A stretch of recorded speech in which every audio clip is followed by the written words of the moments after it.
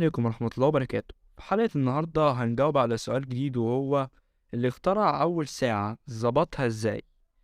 وده يعتبر سؤال مهم جدا، لأن الوقت يعتبر أهم شيء في حياتنا، ومن غيره بتخرب الحياة.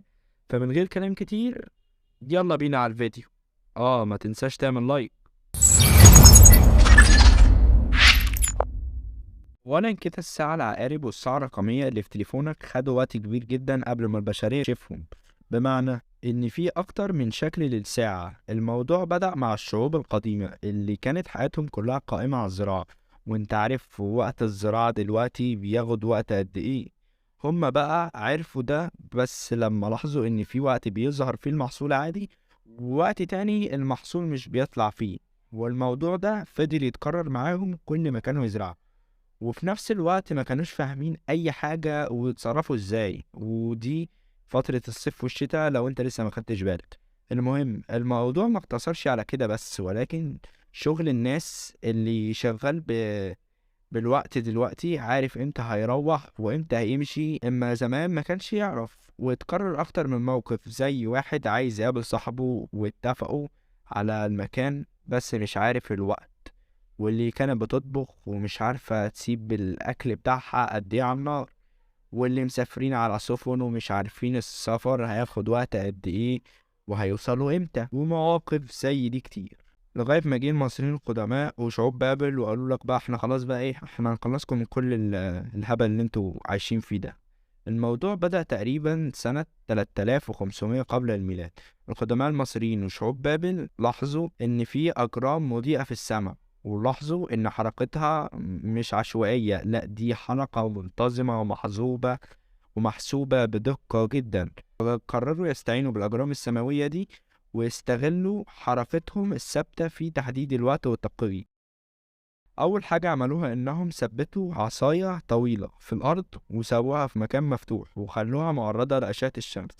لما الأشعة تسقط على العصاية وتعمل ظل، يبقى الظل ده بيفضل يتحرك من وقت للتاني على هيئة شكل دائري، وده بسبب حركة كوكب الأرض حول الشمس. وبناء على المكان الظل كانوا يقدروا يحددوا التوقيت.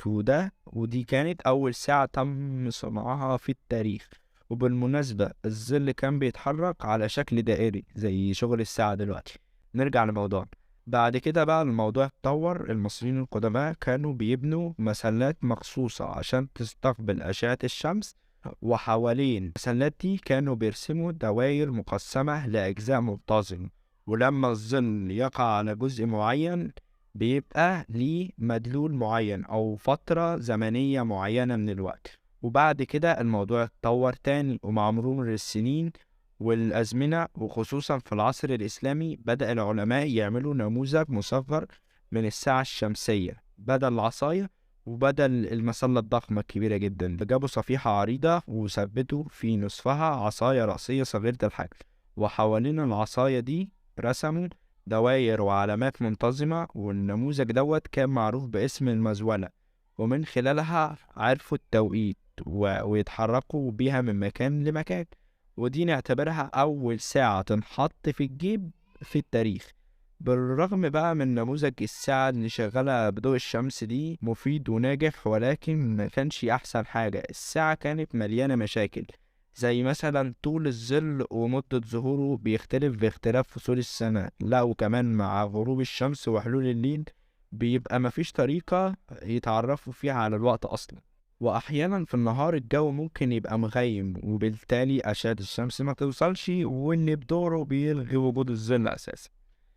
وعشان كده قرر الناس إنهم يخترعوا ساعة ما تعتمدش على الشمس أو على أي ضوء بوجه عام، علشان تفضل شغالة طول اليوم وما يتقيدوش بالظروف المحيطة. وبعد قرار الناس في إنهم يخترعوا ساعة ظهر آلاف الساعات، واللي بتعتمد على فكرة قياس الوقت عن طريق عملية متكررة. بمعنى إنه لو في حنفية بتنقط مية وبتنقط نقطتين كل ثانية، ده يعني إنها لو نزلت 20 نقطة يبقى هي كده عدى 10 ثواني.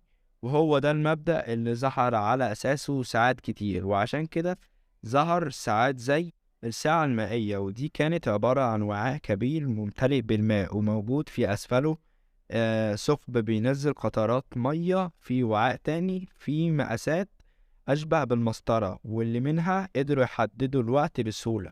وظهر بعد كده الساعة الرملية، واللي كانت معتمدة على نفس المبدأ تقريبا، ولكن استبدلوا المية بالرمل الناعم، وبدل ما يكونوا وعاءين منفصلين هيكونوا متصلين ببعض. وبعد كده ظهر الساعة الشمعية والساعة البخارية وغيرها من الساعات، وللأسف ما استمروش كتير بسبب العيوب اللي فيهم. وحصل طفرة في الساعات بسبب ظهور البندول، وبعد كده حصلت طفرة في الساعات بسبب ظهور البندول. العالم الإيطالي جاليليو كان ليه فضل كبير في تطوير البندول في نهاية القرن الستاشر، ووضح وجود فاصل زمني في حركة البندول بتحصل بوتيرة ثابتة وتردد ثابت، ومعدل الحركة دي بتعتمد على طول البندول بغض النظر عن وزنه. ومن بعده جه العالم الهولندي كريستيان هوجنز وقال إننا ممكن نستفاد بكده في صناعة الساعات، وبالفعل طبق مبدأ البندول في الساعات، ولكن ما نفعتش بسبب وجود أماكن مش ثابتة، بمعنى إنه مش هينفع نستخدمها في السفن أو الأماكن المايلة، بحيث مثلا إن السفينة لو هي بتبقى ماشية ما بتبقاش مستقيمة والأرض عليها مش بتبقى ثابتة. السفينة لو مالت يمين مالت شمال هتلاقي البندول اتهز معاها، وأي أرض مايلة البندول بقى ماشي هيفضل يتحرك في الحتة المايلة بس. في عام 1614 جه المسؤولين في الحكومة البريطانية وقالوا احنا عايزين حاجة من الآخر ونريح دماغنا من وجع الدماغ ده كله. وأعلنوا وقتها عن جايزة قيمتها 20,000 جنيه استرليني عن أي حد يقدر يصمم ساعة تكون دقيقة ويريحنا من وجع الدماغ ده كله.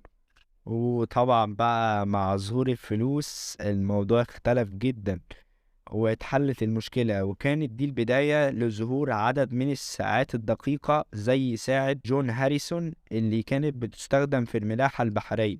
ومن بعدها ظهر باقي أنواع الساعات بقى زي ساعات العقارب وساعة الزنبرك وساعة التروس والساعة الميكانيكية.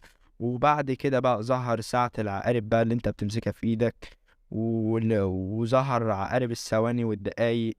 وانقسمت الساعات بقى لساعة الإيد وساعة الحائط والساعة الإلكترونية، لا وكمان بقى لساعات في التليفون كمان. وبس كده، ما تنساش بقى تشترك في القناة عشان تعبت والله أوي في الحلقة دي، وتاخد لك لفة كده في القناة. وما تنساش بقى تعمل لايك، ولو عندك أي سؤال مش لاقي له حل تنزل تقولي في التعليقات. وبس كده، مع السلامة.